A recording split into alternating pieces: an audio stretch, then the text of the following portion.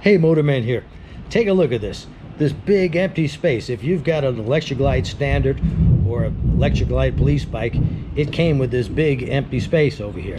Well, you might be able to put some gloves in there and they won't fall out, but if you want to have a little bit of security and make this a useful thing, you need a cover on this, and that's what I'm about to show you. This is a glove box door from EGlide Goodies. You can either get it with a knob like I have on here, or you can get it with a barrel lock, and you can even get it keyed to your motorcycle. And I'm going to show you how this goes on. Right now this is just laying in here, and it's a very easy install. There are just two screws that go in here, one here and one on the other side. It is so easy. I'm going to do it with camera girl. She's holding the camera and she's not going to say anything at all. I don't need any help at all from her for this. What? What do you mean you don't need any? I don't. Shh. I'm not going to need any help at all because it's just two screws, and even I couldn't mess this up. Now, of course, this comes with instructions, but we're men. We don't need instructions. All right, I glanced through the instructions, and it says to put this on here and use a little packing tape. That's what I did to make sure it's kept exactly where you want it, and the space is the same all the way around. And then all you're going to do is open the little door, and we'll start putting in. They give you 4 screws with this, 2 of which are pilot screws for the little holes here that you're going to make, and then 2 permanent screws, and there's a gasket that goes between the little tab right here. You can't hardly see it. There's a little tab right here. It's a gasket that goes in between there, and they said don't screw it on too tight. You're going to need a Phillips head screwdriver, and I don't know what number Phillips head it is. I've probably got 10 Phillips head screwdrivers, and I know that whatever one I pick, it's not going to be that one. It's going to be a different one. I'll have to go through all 10 of them to find out the exact size I need. It helps to have a magnetized screwdriver. This is the pilot screw. I'm going to put it in the little hole here, and I'm going to start turning it, and you know, being kind of careful, you want to get it in there good and straight. All right, it's a good thing I'm doing this for you so that if I screw something up or make a mistake, you won't make the same one. And here's first thing, by the way, I covered the tank up. You always want to do that when you're working on it. Now, even though I have a magnetized screwdriver with a little screw on it, I accidentally dropped one of the screws. It went down into the glove compartment, so I've now got a rag stuffed in there. There's 2 tiny little holes, one on this side and one on that side. And guess what? Guess where the pilot screw went? Right down in that hole. It's lost somewhere in the fairing, probably for all eternity.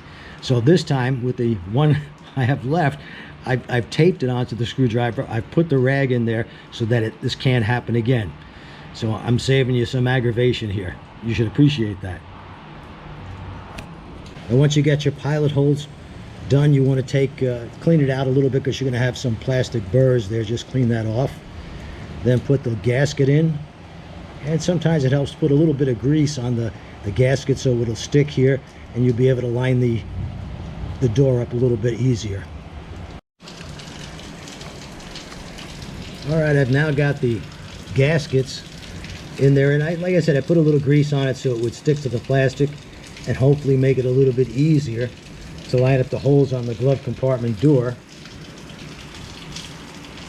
These are the holes you're going to have to go through. You can see that? Yeah, I think you can see that. So they're going to go through there, and then right into the plastic of the fairing, the inside of the fairing. The instructions say that before tightening up these screws all the way, to close the door and make sure that it's lined up.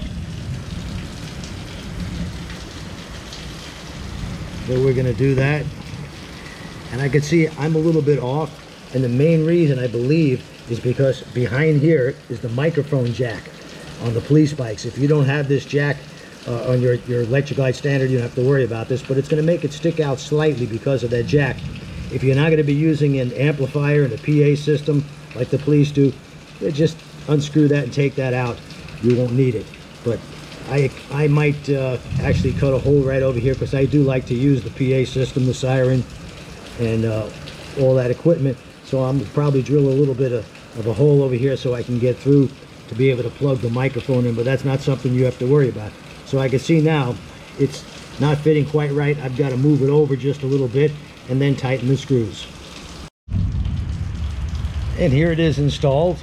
Like I said, this is for the EGlide Standard and the police bikes, if you're not going to put a radio in there. But I thought of something else on these. You could put a small amplifier in here and then 2 speakers. If it's a Bluetooth amplifier, they'll fit in there nice and easily. Probably get up to about 75, maybe 100 watt system will fit in there. And then of course I would get the one with the lock on it, so you'd be able to lock that in there. But I don't plan on putting a radio in. I just might keep some stuff in here, and it works really well. And I know what you're going to say, because this is about 170 bucks, and you're going to scream, $170 as if I made the price. I didn't make the price, but I can tell you this is a niche market. It's a very small market. How many of these are they possibly going to sell? The R&D costs a lot of money, and if you're not making these by the thousands, it costs more money. So if the company makes 10 or 20 of them at a time, I'm betting they'd be lucky to do that. So whatever the price is, it is. If you don't think it's worth it, don't buy it. I would get it for sure, because I like having this glove compartment. I'm going to put things in there, and not gloves, but whatever I could think of to stick in there. Put your keys in, whatever you want to do. But I like the way it looks. It gives a nice finished look, and it works perfectly. Fairly easy to install, very easy to install. In fact, instead of using the pilot screws, you're probably better off with get a small bit and make a pilot hole yourself with a drill. Probably make things easier. That's it for now. I hope you enjoyed this, and until next time, don't forget to subscribe and give me a thumbs up.